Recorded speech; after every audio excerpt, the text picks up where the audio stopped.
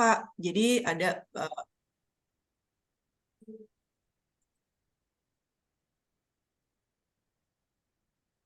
jadi bisa didalami lagi dengan menggunakan studi kelayakan yang bersifat awal atau pra-FS untuk mendapatkan gambaran perkiraan berapa besar investasi yang diperlukan nih untuk tadi mengembangkan sektor industri tersebut.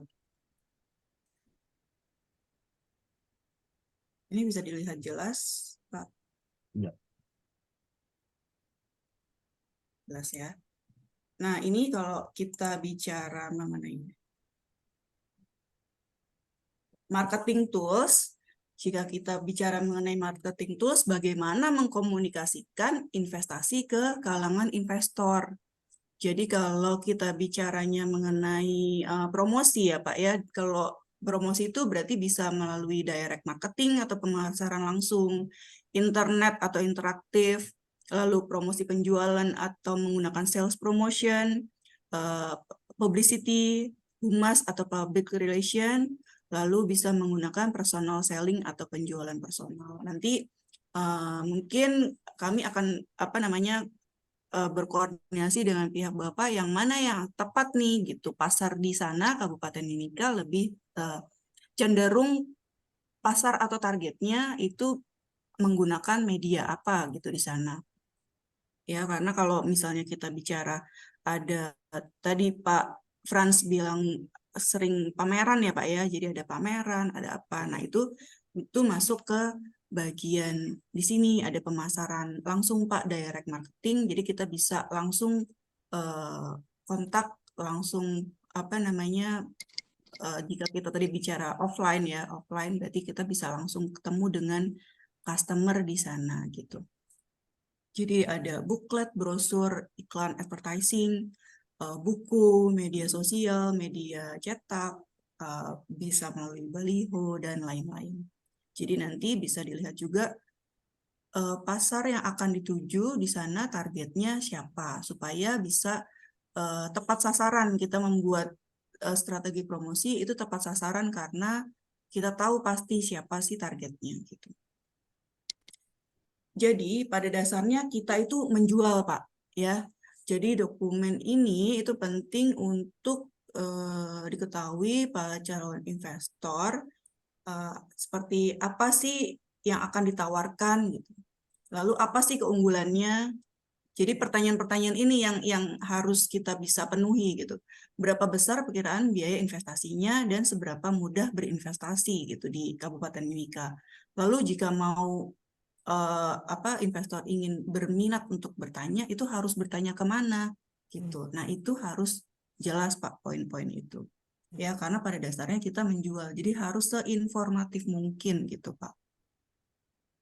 Nah, untuk paparan awal mungkin cukup sekian. Nanti mungkin kami perlu tahu lagi apa sih yang tadi long list yang akan diunggulkan atau diprioritaskan oleh Kabupaten Mimika gitu, Pak Frans dan Ibu Mona, Ibu Herlina.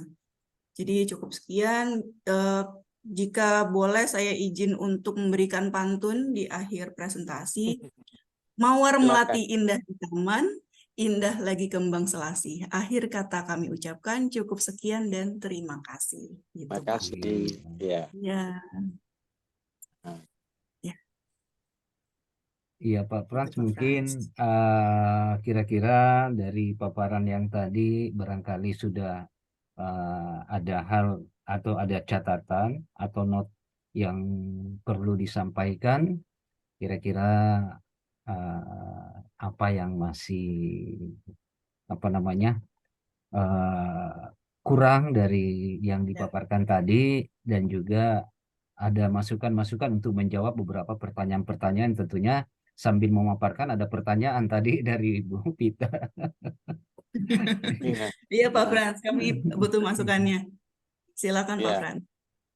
Ah, terima kasih paparan dari Bu Alvita tentang apa-apa saja yang akan nanti dilakukan dalam pekerjaan penyusunan dokumen strategi promosi, kiat-kiat promosi itu, Ibu. memang kami di Kabupaten Mimika itu di dalam struktur kami juga ada sebenarnya ada kepala seksi promosi sektoral yang memang, tapi beliau tidak hadir, tidak ada. Itu yang saya coba nanti mengajak beliau. Potensi kami di daerah itu setelah tambang, potensi primadona kami itu kan tambang, Ibu. Iya, Yang Ibu betul. sudah pasti tahu, PT Freeport dengan tambang tembaga, emas, dan bahan-bahan lainnya. Tetapi itu telah digarap oleh sebuah raksasa besar yang memang segala bentuk perizinan dan surat-surat yang berkaitan dengan penambangan itu memang terpusat, baik royalti ataupun keuntungan-keuntungan yang diberikan masuk ke dalam kas negara, setelah itu baru didistribusi ke daerah. Sektor tambang itu memang sengaja kami tidak lirik, karena memang luasan areal atau penambangan itu memang telah dikuasai Freeport, dan memang pemerintah belum membuka penambangan rakyat. Ya, seperti yang ada di beberapa daerah di Indonesia, itu pemerintah daerah tidak membuka peluang itu. Jadi memang kami tidak mengorek pertambangannya. Tetapi setelah pertambangan itu sektor atau potensi daerah kami di sektor yang lain itu perikanan, Ibu. Setelah pertambangan, Ibu, perikanan. Ya. Seperti yang mungkin ada dijelaskan atau diuraikan, saya belum tahu bobotnya berapa dalam RUPM kita yang mungkin saya sudah kirimkan soft copy-nya itu melalui Pak Agus. Itu kita perikanan, Ibu. Oh, perikanan. Kita di sana ada tangkapannya berapa ton setahun dan ikan-ikan apa saja. Itu yang memang mungkin kami pingin itu digarap gitu. Itu digarap. Dia masih ada tangkapan nelayan, juga ada tangkapan kapal-kapal besar yang bukan menurut penelitian kami di lapangan itu tangkapannya cukup besar. Tentu perlu kajian mendalam tentang ini, karena kapal-kapal yang dari Juwana itu di daerah Jawa Timur ya kalau tidak salah, itu beroperasi di Timika. Ya, jadi hasil tangkapannya itu dibawa ke Jawa Timur untuk dipasarkan. Nah, kami melihat potensi yang sektor perikanan itu kalau digarap dengan baik, mungkin bisa mendapatkan investasi yang cukup untuk peningkatan PDB kita. Masih kurangnya itu tadi seperti pengalengan ikan di Timika mungkin perlu, itu pasti harus ada kajiannya, karena seberapa tangkapan itu dan harus memang berkesinambungan, diambil dari mana, itu yang. Jadi memang nanti ada masukan juga. Ibu Mona ini Ibu Kabid Penanaman Modal ini cukup malang melintang di perikanan. Mereka nanti Ibu Mona jelaskan, bantu untuk tahun ini ada kegiatan peta potensi di bidang penanaman modal. Nah, itu cukup membantu kalau sedianya bisa memberikan masukan melengkapi penyusunan yang tadi Ibu Alvita maksudkan. Nah, jadi nanti mungkin Ibu bisa bantu, Ibu Mona bisa bantu karena beliau cukup berpengalaman lama di Dinas Perikanan, nanti bisa data-data itu. Memang kami tidak menafikan sektor-sektor yang lain. Pariwisata itu memang di Mimika itu belum digarap sepenuhnya, Bu Alvita. Memang belum digarap, Pak. Artinya bahwa pariwisata dia masih objeknya itu masih alam yang belum ada sentuhan sama sekali. Dan letaknya memang wisata pantai. Wisata pantai yang letaknya jauh memang dari kota Timika. Itu wisata yang ada di daerah pantai. Terus ada wisata pegunungan yang kami juga ada masukkan dalam buklet-buklet kita, itu Taman Lawrence. Taman Lawrence dan salju abadi, Kartens, Gunung Kartens yang ada di sana, salju abadi. Nah, itu karena berada di wilayah PT Freeport Indonesia dan memang harus memiliki izin-izin khusus. Nah, ini para wisata yang mahal, Bu Alvita, karena memang harus menjangkau ke sana itu menggunakan helikopter. Dan jarang mereka melakukan pendakian seperti layaknya pendakian-pendakian yang di daerah pegunungan yang di daerah lain. Nah, karena memang harus menggunakan bantuan helikopter yang dimiliki oleh PT Freeport. Nah, itu memang hanya terbatas. Nah, karena kami sebut mahal karena memang ongkos ke sana dan izin yang harus memasuki objek vital nasional itu memang harus mendapat komunikasi atau kerjasama yang baik dengan pemerintah daerah. Nah, itu belum tersentuh. Saya melihat hanya beberapa orang tertentu saja yang mendapat izin masuk ke wilayah itu. Tetapi kalau sekitar daerah Taman Lawrence yang menjadi hutan atau daerah yang dilindungi itu memang ada yang memasuki, ada yang mereka masuki dibantu dengan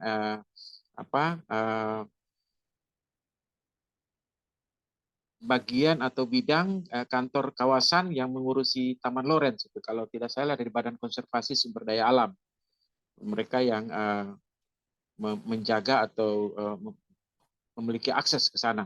Itu kalau itu orang yang mau berkunjung harus melalui itu.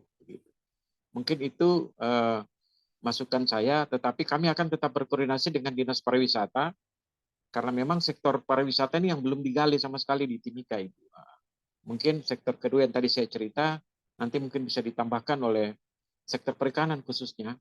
Setelah itu ada sektor karena luasan daerah kami adalah dataran rendah, itu sektor kehutanan dan perkebunan.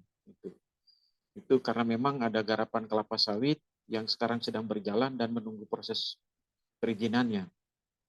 Baik, mungkin Ibu Mona bisa bantu berikan masukan potensi-potensi yang tadi dibilang. Dia akan diolah lagi menjadi jadi peluang dari potensi itu tadi. Silakan mungkin Bu Alvita izin, Bu Mona bisa silakan masuk. Silakan, monggo. Ya, terima kasih Pak Frans. Para narasumber, selamat pagi. Saya Ibu Mona, Kabid Penanaman Modal.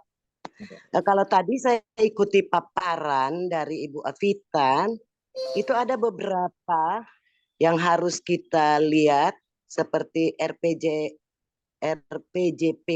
Rencana Pembangunan Jangka Panjang, RPJM, yang mana kita untuk tahun 2024 nanti telah berakhir dan itu mungkin akan disusun lagi untuk kepemimpinan yang baru.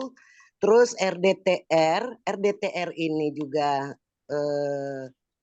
akan disusun, tetapi yang jadi penghalang bagi kita RT RW kita yang belum jelas. Terus ada beberapa masukan juga, memang untuk sementara ini kami dari bidang penanaman modal sementara melakukan kajian untuk peta potensi. Enggak, mungkin ini bisa juga menjadi satu masukan karena kita belum memulai. Yang sebenarnya awalnya itu sudah harus ada peta potensi untuk pengembangan Kabupaten Mimika. Sebelum dipromosikan, langkah-langkah promosi diambil, kita sudah harus mempersiapkan diri kita, khususnya Dinas Penanaman Modal ini dengan peta potensi.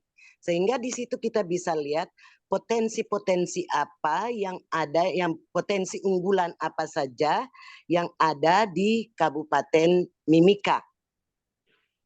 Itu yang menjadi ini untuk kita, untuk bidang penanaman modal.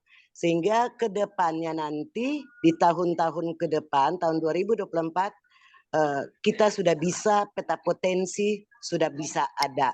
Karena sekarang tahun 2023 kita masih melakukan kajian. Itu yang pertama, Pak. Tetapi kalau mau dilihat peluang untuk berinvestasi itu kita tergantung dari peta potensi yang ada. Produk-produk unggulan apa saja yang ada di Kabupaten Mimika. Selain dari produk unggul, selain dari apa namanya PT Freeport, kita bisa lihat produk unggulan kita yaitu perikanan yang seperti apa yang tadi sudah disampaikan oleh Pak Frans. Memang kapal-kapal juana banyak yang datang mencari menangkap ikan di Kabupaten Mimika. Kita lihat untuk infrastruktur yang ada di Kabupaten Mimika ini sudah tersedia. Jalan sampai ke pelabuhan, jalan bagus. Terus pelabuhan perikanan sendiri sudah ada, dilengkapi dengan tempat pelelangan ikan. Terus dilengkapi dengan cold store yang ada 2 cold store itu yang menampung berapa berapa ton. Itu ada 2 CS yang ada di sana. Nah, itu yang mungkin untuk kalau dilihat dari produk hasil tangkapan itu juga itu sudah cukup tinggi. Cuma karena saya belum melihat mendapat informasi untuk tahun ini sudah berapa ton yang dihasilkan. Bukan cuma di situ dilihat ikan, ada udang, ada kepiting, ada. Bahkan ini sering dikirim keluar. Udang itu sering dikirim keluar, terus juga kepiting bakaunya sering kirim keluar, ikan yang sering kirim keluar. Nah ini cuman untuk pabrik pengalengan itu belum ada. Sehingga ini yang mungkin kita akan mencari investor untuk datang ke Timika, membangun kerjasama dengan Pemda Kabupaten Mimika untuk pabrik pengalengan. Selain dari perikanan juga kita lihat di sektor peternakan. Nah, sektor peternakan ini sudah ada kemajuan di mana produk dari ayam petelur sendiri itu kita sekarang sudah tidak mendatangkan telur dari Surabaya atau luar dari Timika. Jakarta, ya dari luar Timika. Tetapi telur itu sendiri sudah bisa memenuhi pasaran untuk masyarakat yang ada di Kabupaten Mimika itu sendiri. Jadi itu ada beberapa. Kalaupun kita peta potensi sudah siap, kajian kita terus peta potensi sudah siap, kita bisa melihat produk-produk unggulan apa saja yang dihasilkan di Kabupaten Mimika itu sendiri. Nah ini yang mungkin ada beberapa masukan dari kita. Kebetulan sekarang ini juga saya ada mengajak kepala seksi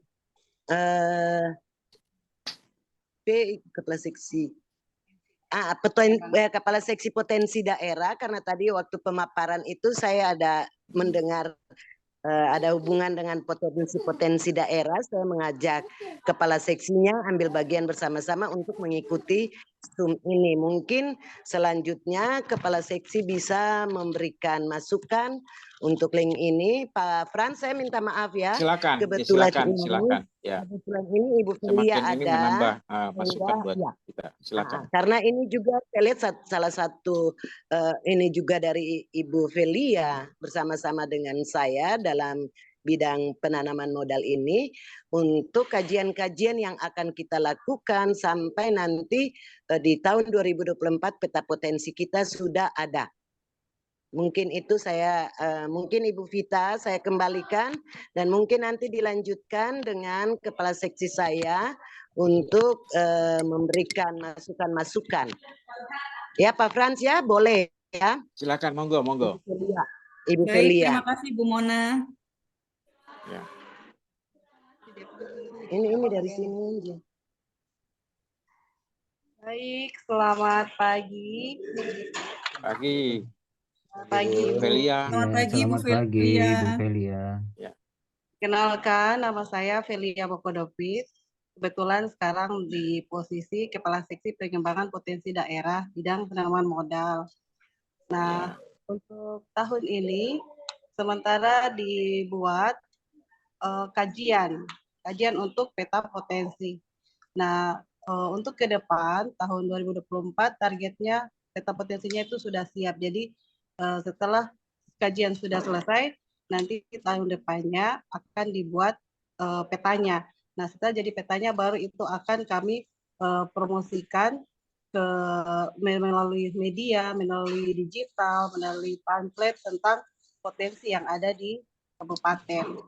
Jadi untuk sementara itu yang kami buat di bidang penanaman modal seksi pengembangan potensi daerah. Baik, itu aja informasi dari saya. Kalau saya kembalikan lagi ke moderator. Ya, baik Ibu Velia, terima kasih. Kita tunggu nanti peta potensinya. Begitu Pak Darmawi, Pak Agus, Ibu Alvita. Iya. Iya Pak, baik Pak. Jadi mungkin ini Pak nanti karena memang ini kan memang kita tidak harus menunggu peta potensi yang akan Betul, dibuat ya. tentunya, tapi apa Ya. yang selama ini yang sudah pernah dilakukan tentu tidak akan jauh Iya, berbeda iya. dengan apa yang akan kita lakukan Betul, nantinya ke Pak. depan. Jadi Benar, Pak. potensi perikanan tetap kita akan gali. Kita ingin butuh nanti informasi apa bahwa kemana saja tadi sudah dikatakan bahwa ini sudah ada ekspor. Ini artinya sudah berjalan ya. satu proses penjualan. Jadi sudah ada Benar, buyers ya. ya. Nah, tinggal bagaimana nanti mendapatkan investor untuk membangun apa namanya satu industri, terutama industri pengalengan, supaya bisa lebih maksimal lagi hasil sumber daya alam itu mempunyai nilai tambah lagi dengan adanya hadirnya nanti industri. Nah, ini buat masukan saja Pak, barangkali nanti itu perlu sekali untuk dilakukan FS. Jadi apa namanya? Feasibility study ya. Iya, FS ya. untuk kajian seperti itu. Kemudian akan jauh lebih bagus lagi kalau ada iPro khusus untuk itu. Sehingga kalau ada investor, Ya. mereka sudah tahu berapa nilai yang harus mereka investasikan untuk membangun sebuah industri di sana. Dan berapa banyak industri yang bisa dibangun, industri pengalengan. Nah, sayang sekali dengan sebuah infrastruktur yang sudah ada, tidak dimanfaatkan dengan industri-industri yang non pertambangan gitu Pak. Karena ini kan memang yang kalau ini kan pertambangan dikelola pusat. Nah, apa yang dikelola daerah ini yang harus lebih dikembangkan. Nah, mudah-mudahan Betul, Mimika ke depan bisa jauh lebih maju dengan semua sektor yang ada. Seperti itu Pak. Itu yang kita harapkan. Nah, karena ini memang ya luar biasa Mimika Pak, sebenarnya sangat luar biasa. Luar biasa. Terima kasih Pak Darmawan. Iya. Nah, ini bagaimana? Masih ada Ibu Vita barangkali? Tadi masukan dari Pak Frans, Bu Mona, dan Bu Velia sudah cukup ya. Jadi mungkin yang belum pernah digarap sama sekali adalah pariwisata ya Pak Frans ya, betul ya? Benar, benar. Belum pernah ada promosi. Nah, apa namanya? Pasarnya, wisatawannya yang berkunjung ke sana gitu ya. Tadi yang seperti Pak Frans bilang ada ke pegunungan Taman Lawrence, terus lebih banyak wisata bahari ya.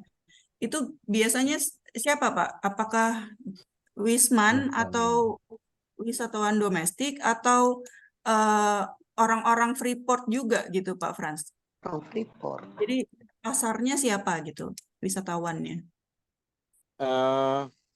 Kalau di sektor pariwisata, terutama pariwisata yang berada di pantai, itu memang belum ada kunjungan wisata wisman atau mancanegara. Dia masih lokal. Wisata lokal yang dikunjungi oleh ya karena memang tidak dipromosikan, tidak di promosikan, jadi tidak mendapat pengetahuan atau informasi tentang kawasan atau daerah tersebut yang menjadi ini objek wisata. Itu memang belum banyak, dan itu hanya orang sekitar Timika yang hanya pergi untuk memancing, setelah itu menginap di pulaunya dengan bentangan pasir putih, pasir yang baik, bagus, itu saja. Dan jumlahnya juga tidak banyak, karena memang daerah pantai kita itu memang berombak dan arus, nah itu menjadi halangan bagi para wisatawan yang akan ke sana. Karyawan Freeport pada umumnya mereka memanfaatkan hari-hari liburnya mereka untuk mancing. Tadi mancing. Itu hanya sifatnya sementara dan tidak berlangsung menjadi sebuah acara atau kegiatan yang terus menerus. Itu di para wisata. Memang spot-spotnya itu memang sudah dibuat oleh dinas, sudah menjadi rencana kerja mereka yang kami ikuti dari rapat-rapat OPD. Tapi itu tadi belum ada serius dari pemerintah daerah untuk menggarap itu. Berarti gini Pak, maksud pertanyaan saya, kalau misalnya memang wisatawannya itu adalah kebanyakan dari hanya orang-orang daerah sekitar ya Pak ya gitu. Berarti mungkin belum ada seperti pembangunan hotel, resort gitu, belum banyak ya Pak ya? Belum Hotel, banyak. Jadi pembangunan istilahnya fasilitas amenities di sana untuk kebutuhan wisatawan yang menginap itu belum banyak, karena memang belum banyak wisatawan dari luar yang tahu lokasi tersebut gitu ya Pak. Jadi masih baru hanya wisatawannya ya hanya orang lokal saja gitu Pak ya. Iya. Itu yang mungkin nanti kita buat itu lagi dalam promosi kita. Itu memang beberapa tahun kemarin itu ada pengusaha lokal kita, Pak Maximus Tipagau, ada membangun beberapa cottage yang jumlahnya tidak banyak, dengan amenities, dengan apa yang cukup istilahnya bisa sekelas hotel kelas bintang berapa untuk lokasi itu, tetapi memang minim kunjungan. Oh, baik. Oke, baik. Nah, untuk idealnya pekerjaan strategi promosi ini tadi seperti yang sudah saya paparkan di awal, bahwa kebutuhan data primer kami adalah RUPM dan peta potensi, Pak Frans. Benar. Benar. Tapi karena memang ini adalah jika memang ada permintaan dari pihak daerah Kabupaten Mimika bahwa memang difokuskan ke sektor pariwisata, jadi kami berdasar itu gitu, karena kalau idealnya adalah RUPM dan peta potensi, jadi kami melihat apa yang dipromosikan berdasarkan nanti sektor apa yang dari peta potensi yang bisa kami lihat. Tapi kalau memang sudah ada request begini dari Kabupaten Mimika, dari daerah, dari pihak penanaman modal ya Bu Mona, jadi mungkin kami bisa langsung fokus ke pariwisata, karena memang ini yang belum tersentuh gitu ya, tadi Pak Frans, seperti Pak Frans bilang tadi gitu. Jadi gimana Pak Frans, apakah langsung mau ke sektor? Karena mungkin saya bisa tambah ya Bu Vita ya. Silakan Bu Mona.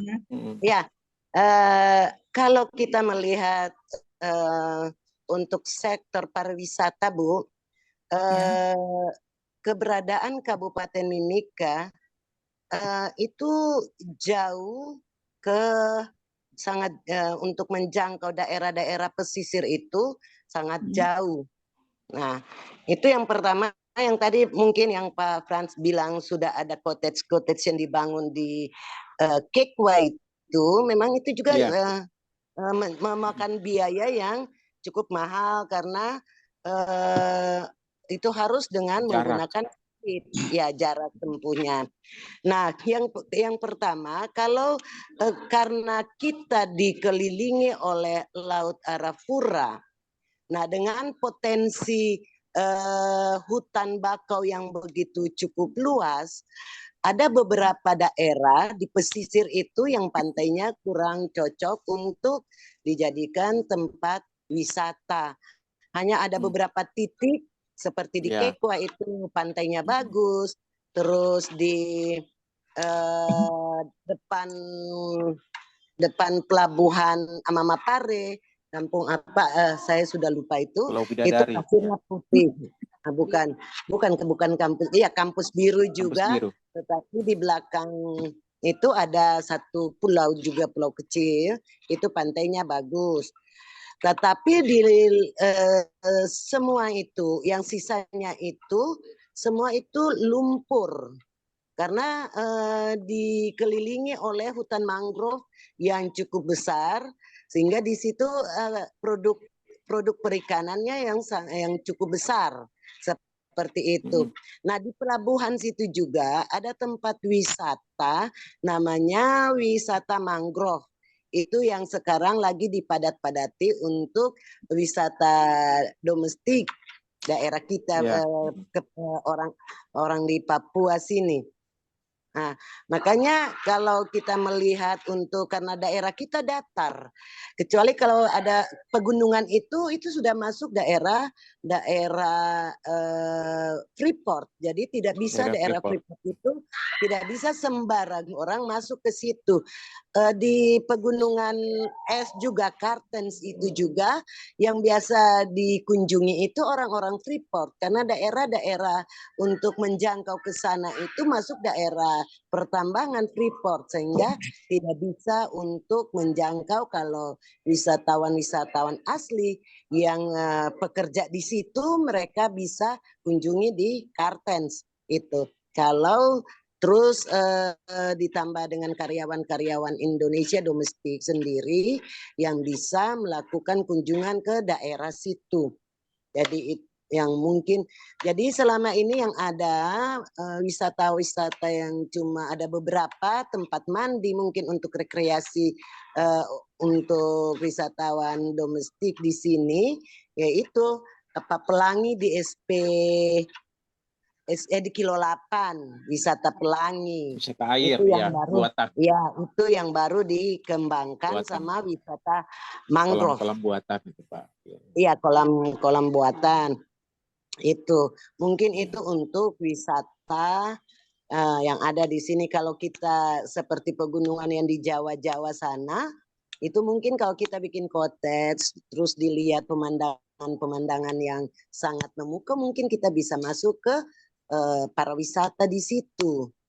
Seperti itu mungkin Ibu. Terima kasih untuk yang masukan untuk diberikan. Baik. Terima kasih Bu Mona. Ini masukannya sangat ini sekali. Sangat membangun dan berharga sekali untuk laporan kami. Jika memang berarti yang tadi Bu Mona paparkan itu adalah mungkin sedikit beberapa kendala di sektor pariwisata ya Bu ya. Karena kendala ya. Iya Pak Frans. Jadi pertama dari jarak tempuh ya, mungkin secara akses infrastruktur mungkin sudah bagus, tapi jarak tempuh ke destinasi wisatanya sendiri saja sudah jauh sekali gitu.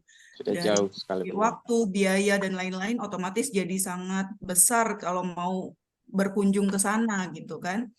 Lalu tadi banyak jalan berlumpur, terus ternyata ada hutan mangrove yang sangat besar sekali, dan itu yang jika memang kalaupun misalnya mau mempromosikan sektor pariwisata, berarti tadi kan hanya ada beberapa ya, mungkin yang wisata Pelangi dan mangrove, dan itu pun hanya wisatawan lokal yang sering datang ya Bu Mona dan Pak Frans.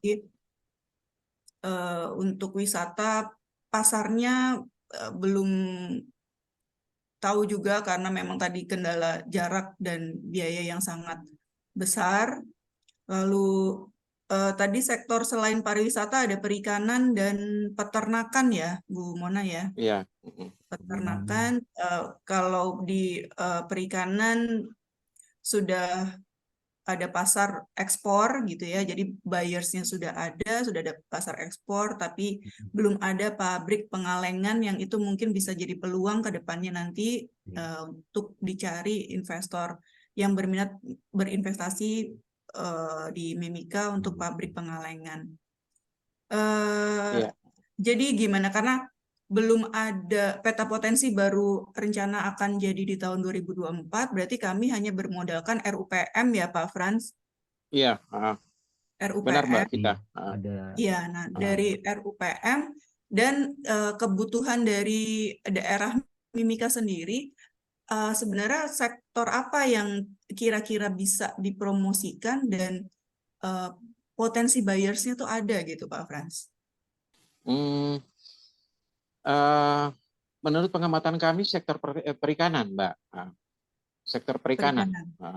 Iya, Oke. sektor perikanan memang ada 3 titik kalau tidak salah Bu Mona ya, dari Kementerian Perikanan itu Pulau di Biak, Timika dan di Ambon ya, atau itu ada yang menjadi pusat perhatian pengembangan perikanan oleh Kementerian Kelautan gitu, yang tadi sudah terbangun cold store dengan tonase sekian ton, ada 2 yang sudah terbangun.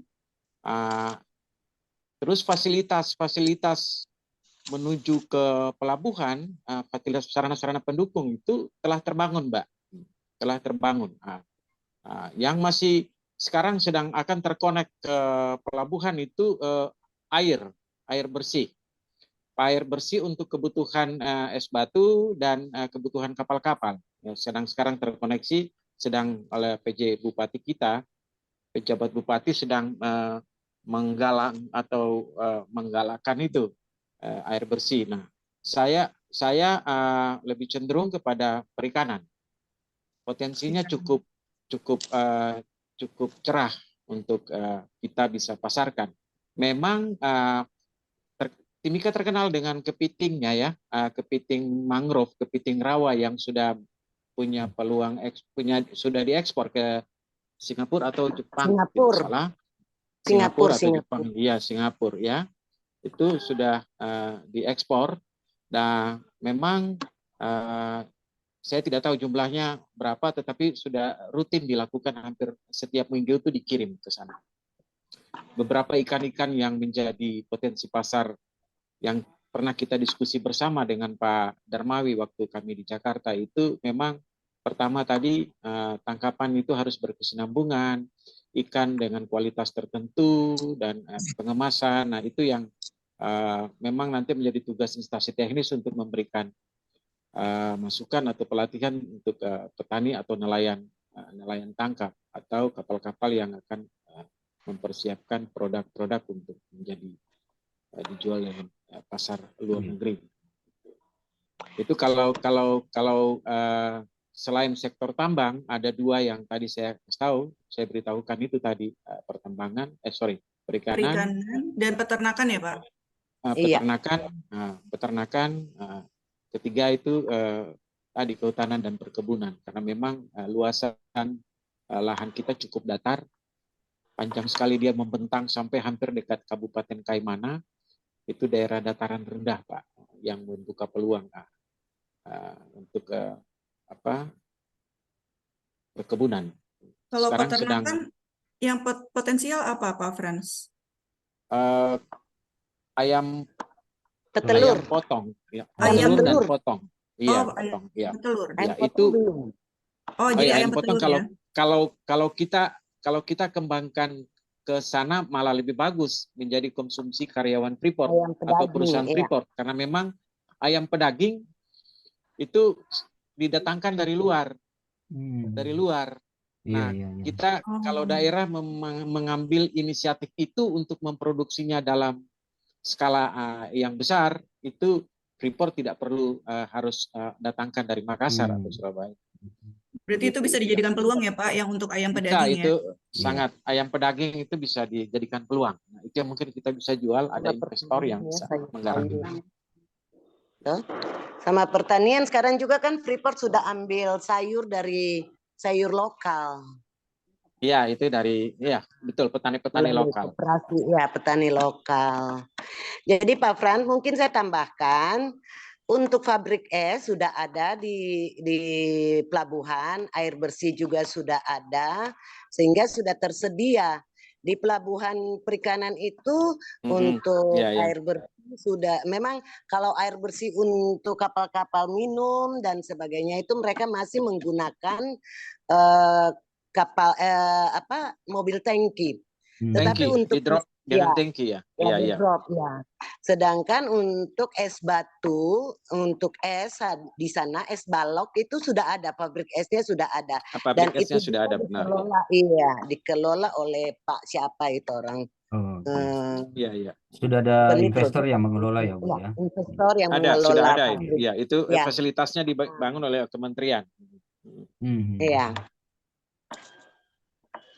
Iya, jadi memang Mungkin tadi itu intinya Ibu kita barangkali memang di sektor perikanannya ini karena memang sudah ekspor, mungkin memperluas ekspor, tapi memang harus juga dibarengi dengan kemampuan produksinya, karena nanti berkembang Iya. ekspornya tapi produksinya nggak ada, repot juga. Iya, benar, Pak. Nah, Benar. untuk ayam petelur ini memang disampaikan tadi Ibu Mona bahwa ini baru menghentikan masuknya produk dari Surabaya sehingga karena sudah mampu Iya, swadaya. Nah, ini sudah swadaya. rupanya di sana berarti SDM-nya sudah ada, tinggal meningkatkan jumlah pengusahanya. Nah, ini perlu Iya, upaya promosi lokal benar, namanya. Karena ternyata masih benar. ada kebutuhan yang dibutuhkan, yaitu Freeport ini ternyata masih mendatangkan dari daerah lain. Nah, ini ke depan ya mungkin bisa menjadi satu target sebenarnya bahwa Mimika sudah mampu memproduksi ayam pedaging dan petelur untuk daerah-daerah sekitarnya. Karena tentu pasti daerah sekitarnya juga mengambil dari daerah yang sama pastinya. Nah, ini yang kita harapkan Benar. seperti itu bahwa ini harus ada target. Mungkin nanti di dalam peta potensi investasi itu Bu bisa dicantumkan Bu targetnya biar nanti lebih mandiri, lebih swadaya dan mampu memenuhi kebutuhan daerah lain. Nah, itu seperti yang kita sampaikan kemarin Bu Vita diskusikan bahwa kita harus mampu membuat Mimika ini mempunyai perencanaan agar bisa produknya itu terjual ke daerah wilayah sekitar lokal minimal 5 daerah gitu. Ya, Seperti itu. mungkin juga saya tambahkan untuk pembudidaya ikan, petani ikan. Budidaya Nah, di ikan juga. Kabupaten Mimika sini sudah ada BBI. Dan itu Balai Benih. iya, dan itu sudah bisa dikirim ke daerah-daerah tetangga, kabupaten-kabupaten tetangga, khususnya di pegunungan. Nah, itu. Jadi untuk untuk perikanan itu, perikanan laut maupun perikanan darat itu memang sudah ini, karena kalau perikanan laut itu untuk hasil tangkapan itu ada beberapa jenis komoditi yang bernilai ekonomis penting, seperti yang tadi saya bilang di sini kakap. Terus Kakap, ya. mulut tikus, ya kakap, mulut tikus, terus udang, kepiting, bahkan ikan-ikan campur. Ada beberapa komoditi di sini juga yang bulan-bulan tertentu hasil produknya itu meningkat, seperti ikan, ikan kakap itu selalu. Ikan kakap itu karena luasan laut kita, pesisir kita itu kalau tidak salah panjang garis pantai 43.000 gitu. Nah, sehingga ada beberapa. BBI apa tadi Bu Mona? BBI tadi itu apa ya? Balai Benih Ikan. Balai Benih Ikan. Oke.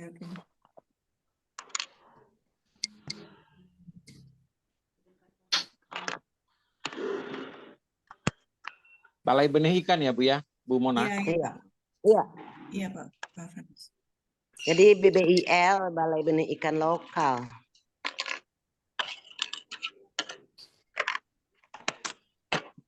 Jadi mungkin itu ada masukan sedikit ya Ibu ya dari saya selaku Kabid Penanaman Modal. Penanaman modal. Makasih Bu Mona. Ya, Iya. silakan mari. Ya. Pak, demikian Bu Vita. Iya, baik Pak Frans, Bu Mona, terima kasih.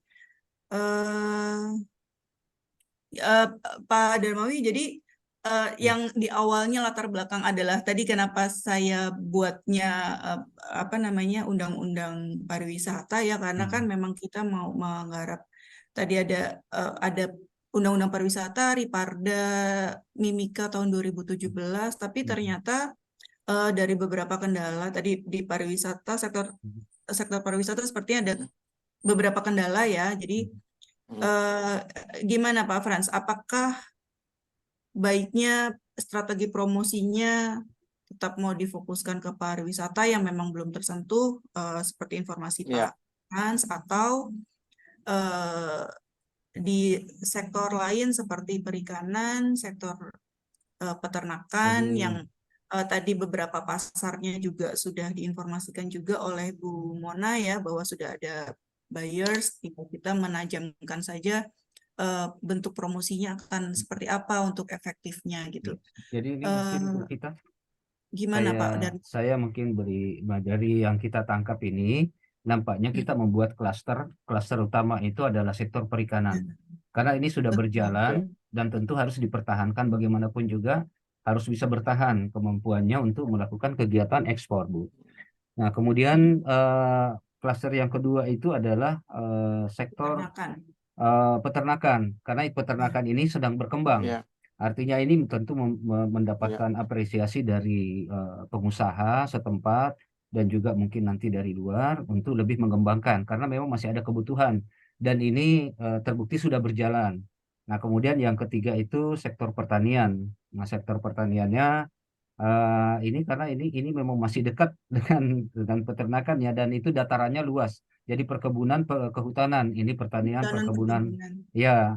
Nah, kemudian baru nanti tetap klaster pariwisata itu kita harus bisa menciptakan peluangnya supaya menjadi apa namanya bahan pemikiran juga dan bahan masukan buat pemerintah daerah bahwa setelah semuanya ada, klaster ini terbangun, tentu itu harus ada pariwisata. Bagaimanapun juga pariwisata itu harus ada di suatu daerah. Kenapa? Ini jangan sampai nanti justru orang lokal di sini itu malah keluar nanti jauh-jauh. Akhirnya kan yang menyerap daerah lain di sini mengusaha, tapi yang menyerap daerah lain. Nah, ini harus dipertimbangkan juga. Jadi itu kita buat klaster gitu aja. Mungkin itu usulan sih, Bu. Tapi mungkin kembali kepada Pak Frans, bagaimana Pak?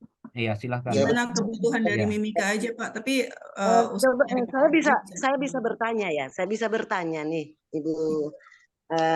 Gini, sebenarnya kan kalau kita sering koordinasi di kementerian, itu harus ada peta potensi dulu, baru betul. kita bisa melakukan promosi. Ya, betul. Sehingga kita cuma tidak lihat dari kasat mata aja untuk kita memberikan masukan data-data.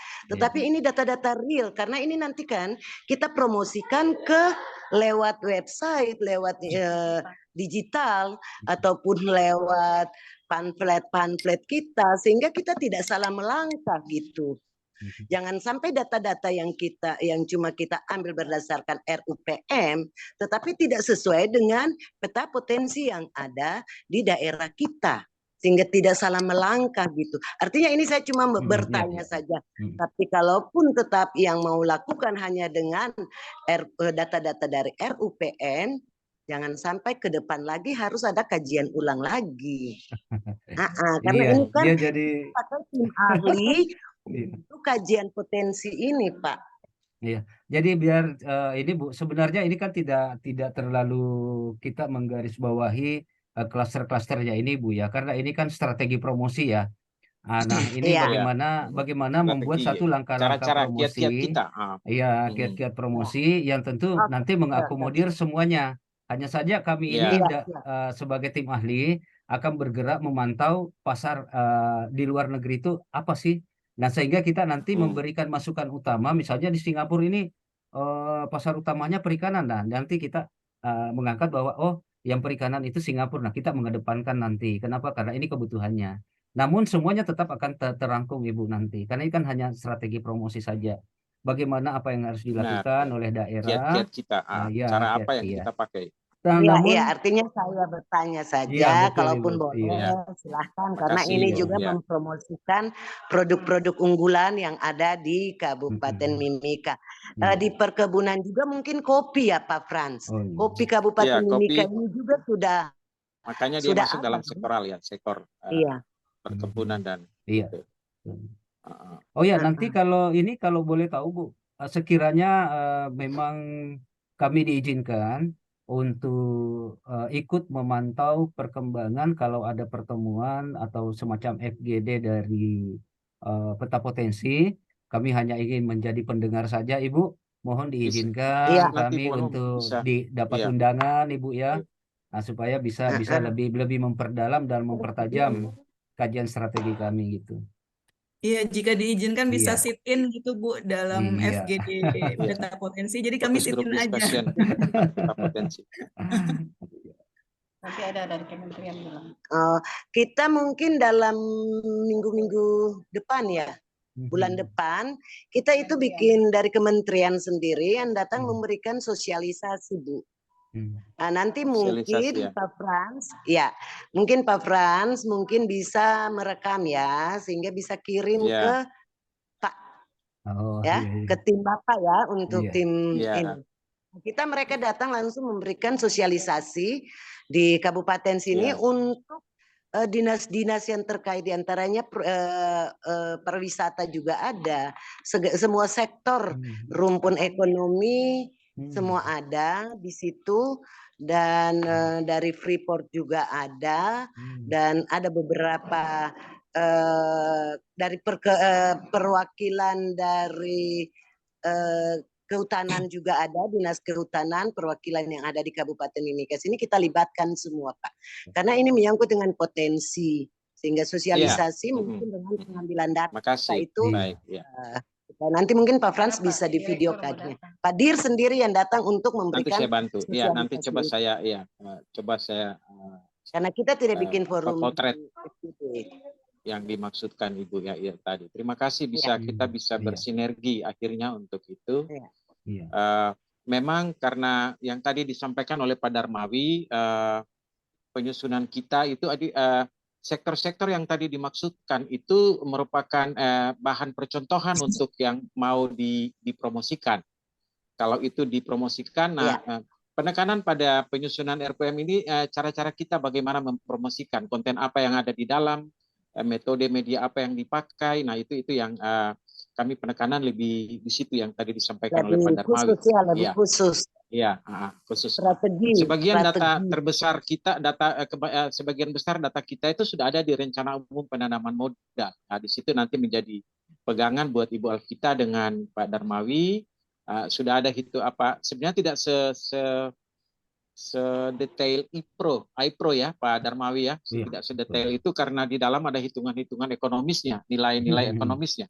Hanya di dalam RUPM itu mengulas tentang sektor-sektor yang menjadi peluang atau potensi.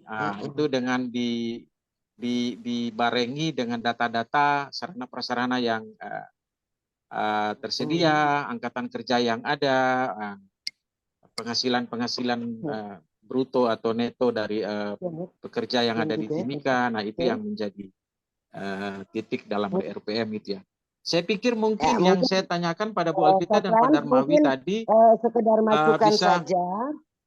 Sekedar masukan saja, memang planning kita sudah ada di 2014 untuk 2024 untuk iPro. Ya. Sudah kita punya.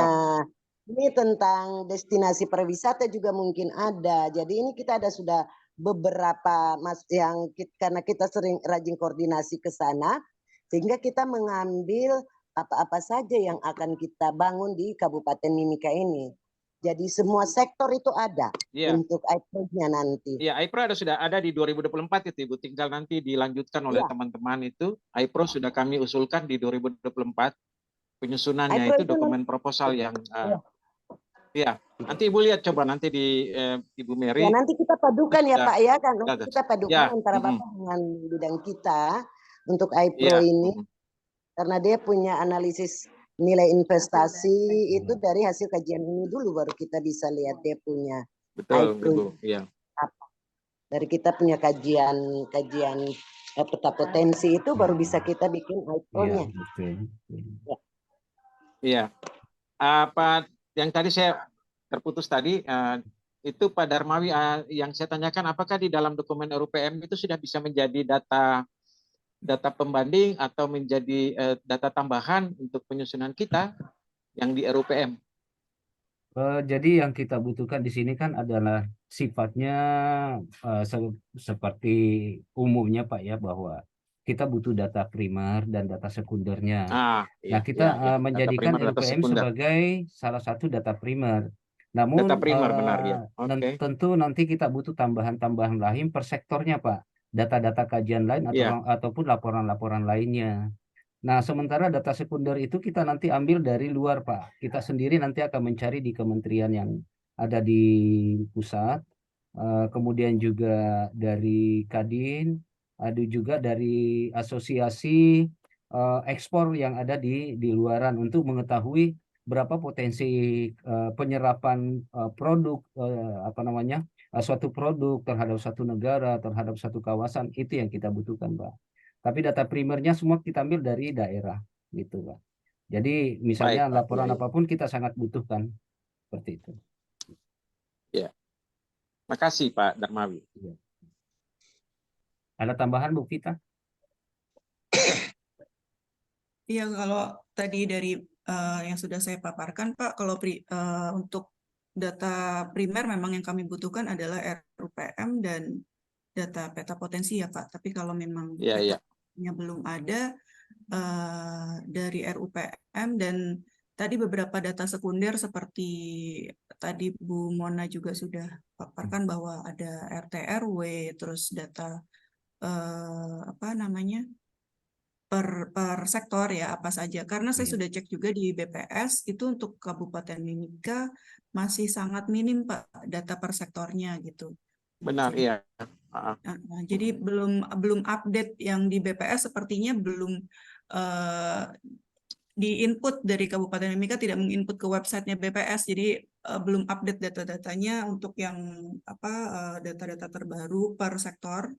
Untuk pariwisata, perikanan, sektor peternakan itu saya belum bisa dapatkan di BPS. Jadi mungkin nanti bisa saya kontak ke Pak Frans ya untuk kebutuhan data. Nanti gimana kami menghubungi? Bisa coba nanti saya bisa bantu dari data BPS yang ada di kabupaten. Itu mungkin Mimika dalam angka.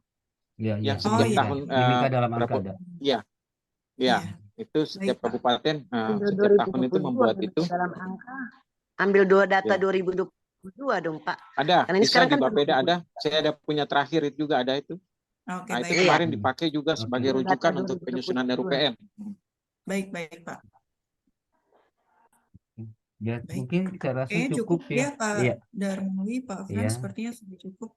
Ya, saya kira juga mungkin terima kasih. Mungkin kita sudahi. Selamat pagi buat Jakarta, di sini sudah siang. Oh iya, sudah teman-teman Kadit yang di sini sudah siang. Mungkin tadi kita belum dengar Pak Agus, Pak Darmawi.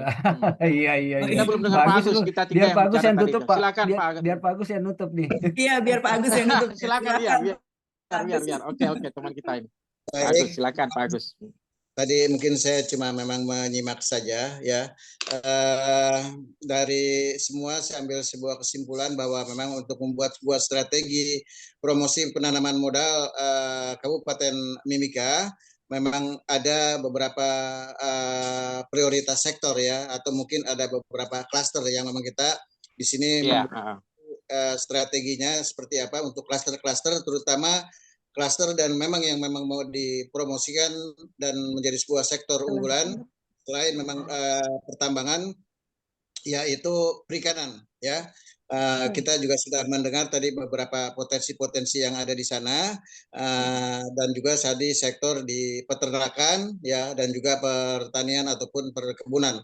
Itu ada 3 sektor, bahkan kalau untuk pariwisata tidak menjadi sebuah sektor prioritas gitu kalau saya melihatnya ya, semacam itu atau mengambil kesimpulannya. Dan di sini kami nanti yang akan mencoba mengemasnya, membuat sebuah strategi promosi untuk penanaman modal Kabupaten Mimika itu dengan memberikan sebuah masukan metode media promosinya apa gitu kan, dan juga tadi beberapa sektor yang mungkin yang perlu diangkat dan dipromosikan dengan mengambil data dari beberapa sumber, termasuk mungkin dari RUPM yang terbaru ya, mungkin RUPM yang terbaru. Sebenarnya kita nebeng